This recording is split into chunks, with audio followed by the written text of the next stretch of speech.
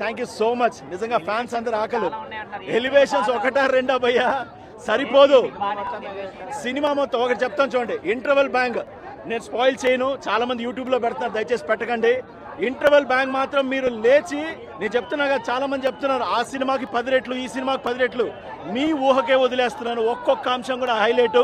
క్లైమాక్స్లో వింటేజ్ పవన్ కళ్యాణ్ చూస్తారు, అండ్ ఆయన ప్రీవియస్ సినిమాల్లోని చిన్న చిన్న మిక్సింగ్లు చూస్తారు. అండ్ అఫ్ కోర్స్ నా గొంతే చెప్తుంది, ప్రతి ఒక్క అంశం కూడా power star Pawan Kalyan 90s kid, ప్రతి ఒక్కళ్ళు కూడా ఎంజాయ్ చేస్తారు. బాబులకే బాబు, కళ్యాణ్ బాబు. డిజాస్టర్ అని చెప్తున్నారా? ఆనా కొడుకునే డిజాస్టర్స్ కి డిజాస్టర్ లాగా కనిపిస్తుంది, మాకు కాదు. సినిమా అయితే సూపర్ అదిరిపోయింది. ఓజీ చెప్పండి.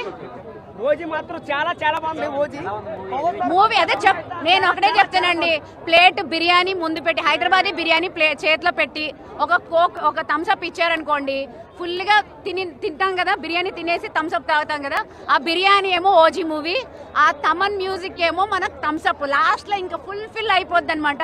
అది మన ఓజీ మూవీ.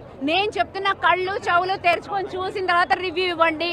ఫేక్ రివ్యూస్ ఇచ్చి అనవసరంగా కళ్యాణ్ గారిని బ్లేమ్ చేయొద్దు. ఆయన అసలు ఎవడరా, వాళ్ళెవర్రా చేసేదానికి, వాళ్ళెవర్రా సినిమా బాగాలేదని చెప్పడానికి? మమ్మల్ని అడగండి, మేము చెప్తాం. అది మూవీ అంటే. అక్కడే తిరుపతిలో ఏడుకొండలు వాడు ఎక్కడ ఉన్నారు, ఆయన ఎలా ఉన్నారో మా గుండెల్లో పవన్ కళ్యాణ్ అలా ఉంటారు, ఎప్పటికీ అలాగే ఉంటారు. ఇవాళ ఏదో మేము ఇది హరిహర వీరమల్లు హిట్ ఫ్లాప్ అయింది అది కాదు, ఒక్కసారి వచ్చి ఓజీ చూసి వెళ్ళండి, మీకు అర్థమైపోతుంది. ఏంటండి అసలు బాక్స్ ఆఫీస్ బద్దలైపోయింది. నాకు తెలిసి ఇదే మాస్ థియేటర్ అయితే కుర్చీలు కూడా ఎగిరిపోయేవండి. ఇదే మాస్ థియేటర్, ఏదో క్లాస్ థియేటర్లు కాబట్టి ముందుకు ఎవరు రాలే, లేకపోతే పేపర్లు చింపేసి ఎగరేసేవాళ్ళు. అయితే మామూలు లేదన్నా, ఓజీ అయితే